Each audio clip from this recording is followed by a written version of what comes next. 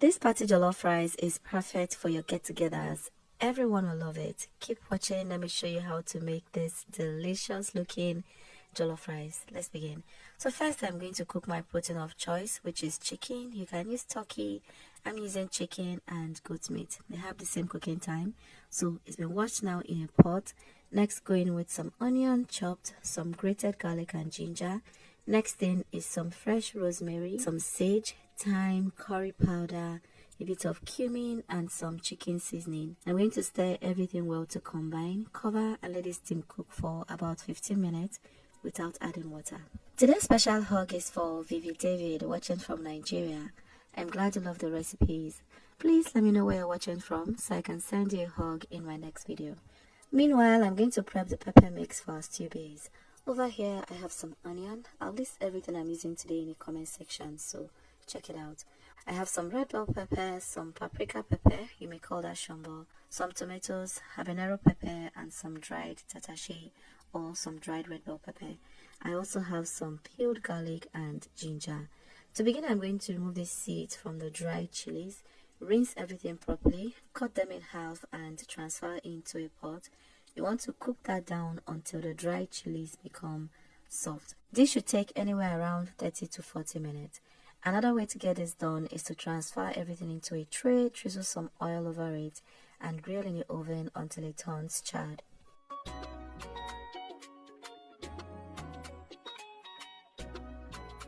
"15 minutes later, stir the meat, add water, and allow to cook until it is done. Now, for full disclosure, I used old layer chicken, which was why I added the goat's meat together with the chicken. If you're using soft chicken, of course, you cannot cook goat's meat together with it, okay? 40 minutes later, you can see the dry tatashe is now soft. So what I'm going to do now is drain this and transfer into a blender. Let it cool a bit before you blend. Now, once you add that, you're now going to add the onion, garlic, and ginger to it now, and blend till it is smooth, and that is our base. 40 minutes later, the chicken and goat meat is also cooked. I'm going to taste it to be sure everything is looking good. How would you know I'm African if I don't do this? Okay, so now remove the chicken from the stock. Save the stock, we'll need it later. For a delicious jollof rice, your stock is important, okay? So make sure you always season your chicken properly. Now you want to strain this and set it aside.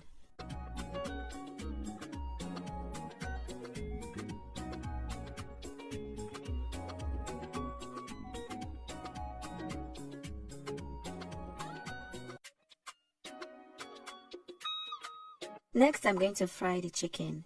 You can air fry it or grill in the oven, but I need that oil for my jollof rice. So go in with some oil into a wide enough pot.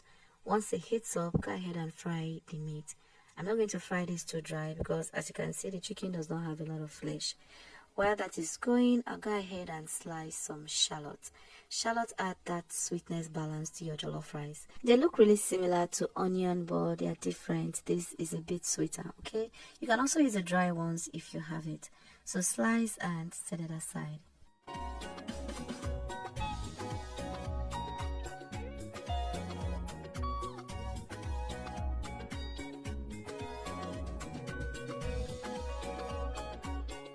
Once you have fried your protein to your desired texture, scoop it out.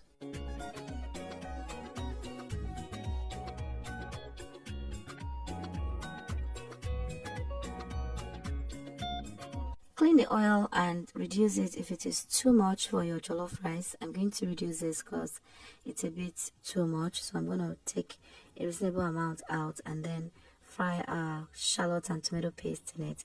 Like I said, this oil, because we fried our chicken in it, adds tons of flavor to your jollof rice. Next, I'm going to add some dried thyme, some curry powder, and the shallot. I'm going to fry this for about a minute or two to release the sweetness, and then I'll go in with some tomato paste. You need tomato paste in your jollof rice for that pop of color.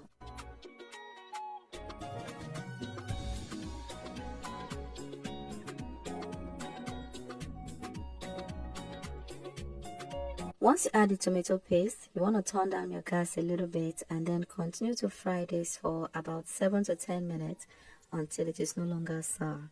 It will begin to taste sweet and separate from each other once it is ready. Now once you achieve that, you can now go in with our prepared pepper mix that we prepped earlier here.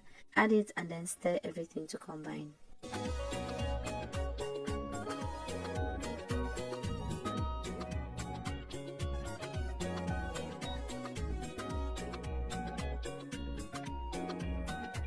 At this point, I'm going to add some bay leaf, some smoked paprika. It is very optional, but I just love the depth of flavor it adds.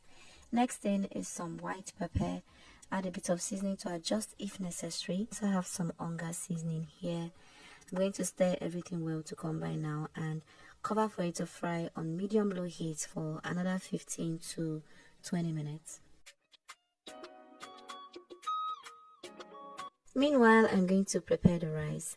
Over here, I have some long grain parboiled rice. Add that into a bowl and then give it a first rinse. Look at all that starch. Drain that and then go in with your hot water. I have some boiling water here. You want to make sure the rice is submerged in the water. Cover and let it sit for 7 minutes. After 7 minutes, you're going to now rinse this multiple times till the water runs clear. What this process will do is help take out as much starch as possible. So always make sure you wash your rice thoroughly, okay?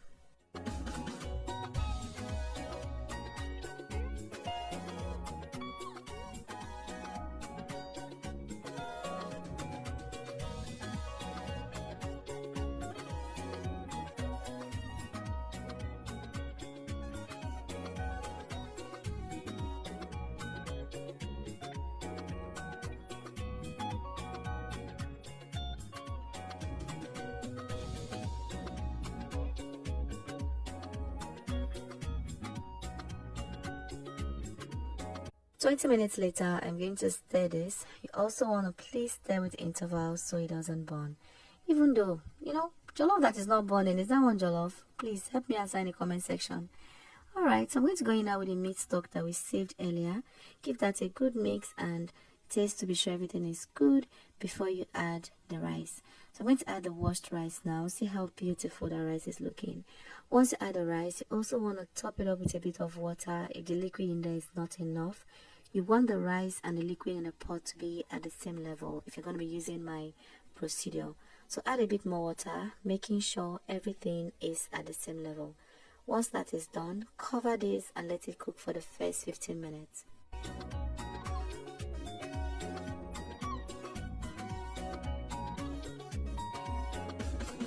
15 minutes later, I'm going to give this a gentle mix. Now, at this point, you can adjust with seasoning or salt if necessary. This is the best time you can do any adjustment. Seasoning your jollof rice once it is cooked is not the best practice, okay? So at this point, I'm going to go in with a bit of salt, stir to combine, and then trap the steam in there with some foil or parchment paper. That way you don't need a lot of water to cook your jollof, but the steam. So I'm going to cover this with foil paper and let the steam do the rest of the cooking.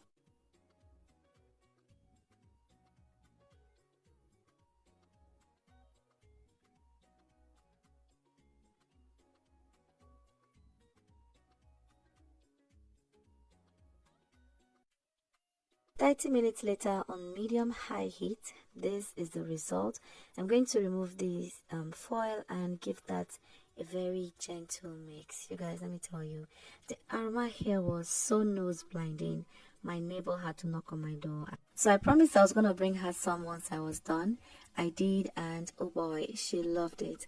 Alright, at this point I went in with some onion, tomatoes, some butter, and some of the stew that I set aside earlier. Not sure why that clip didn't come up, but I always set some stew aside, which I like to add towards the end of the cooking. Cover this and allow it to melt for another 15 minutes on medium-low heat.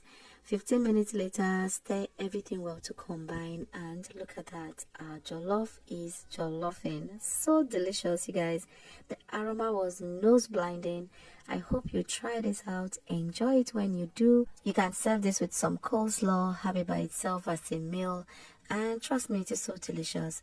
I hope you enjoy it. Thank you so much for watching this video. Bye.